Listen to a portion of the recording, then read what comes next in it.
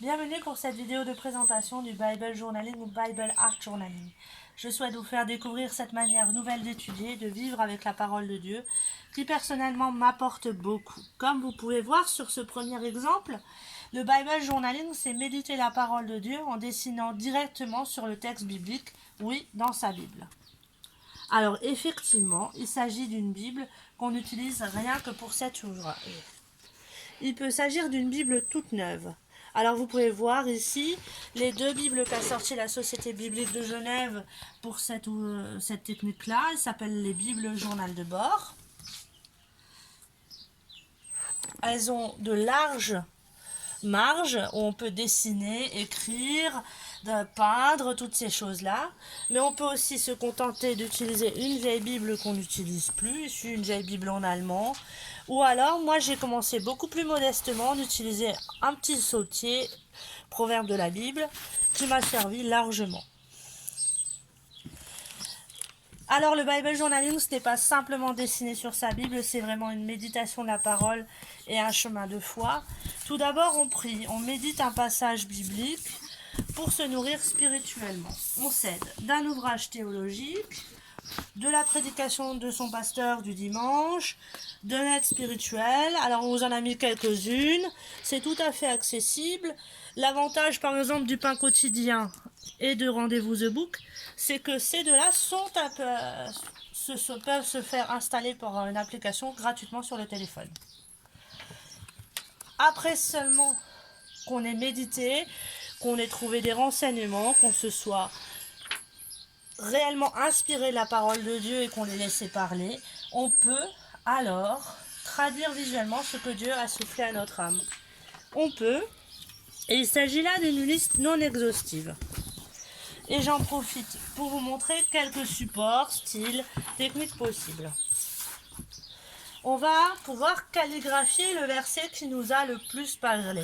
Alors calligraphier vraiment simplement en faisant attention à son écriture, ou alors en faisant quand même un petit peu de dessin.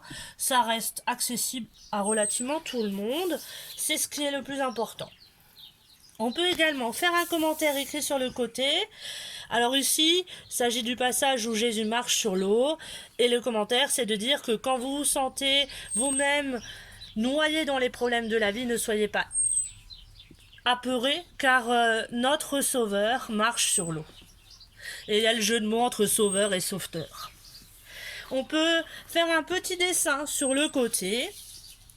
Là, vous voyez, on a utilisé le lapin d'Alice aux Merveilles pour rappeler le verset qui, en s'inquiétant, peut rajouter une seule heure à sa vie. On peut également, et grâce un ajout, comme vous le voyez, j'ai mis un petit morceau de papier sur le côté. Ce psaume-là m'avait fait penser au poème Invictus que j'ai pu mettre alors sur le côté. Après, on peut se lancer dans des dessins beaucoup plus grands. Que sont beaux les pieds de ceux qui apportent de bonnes nouvelles. Laissez au Seigneur vos fardeaux. Ici, un très joli vitrail qui est vraiment facile à faire, simple, où il s'agit de la bénédiction. Soit béni le roi qui parle au nom du Seigneur.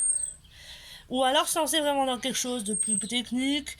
Mais si on a envie et si on en a les moyens, c'est vraiment ce qu'il faut faire pour exprimer ce que le Seigneur nous a dit. Comme vous le voyez, tout dépend de votre inspiration ainsi que de votre méditation.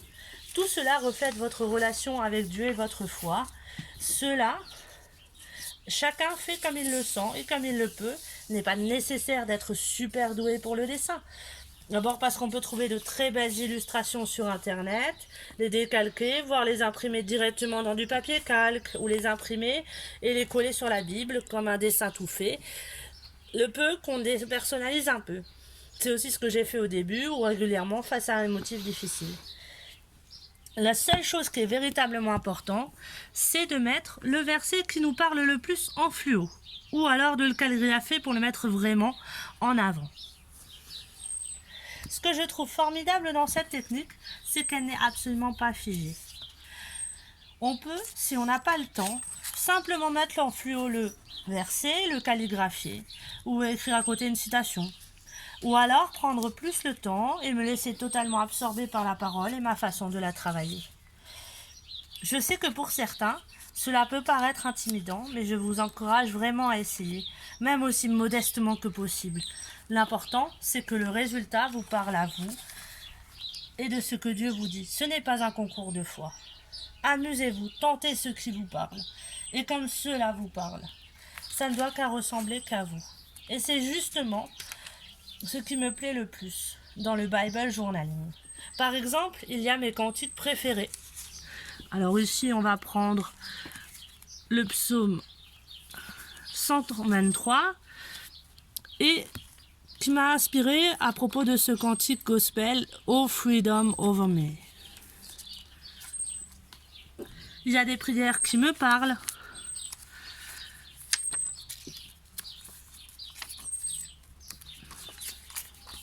Par exemple ici, la prière du matin de Saint François d'Assise.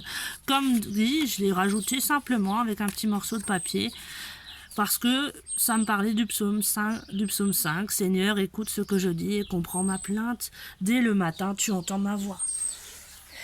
Comme vous avez pu voir, j'ai aussi parlé de la série Supernatural, de Où est Charlie. On peut voir, pour moi, ce qui m'importe, c'est que le Seigneur me parle. Et là, il m'a parlé grâce au film Le Magicien d'Oz. Ou alors, le film du soldat Ryan.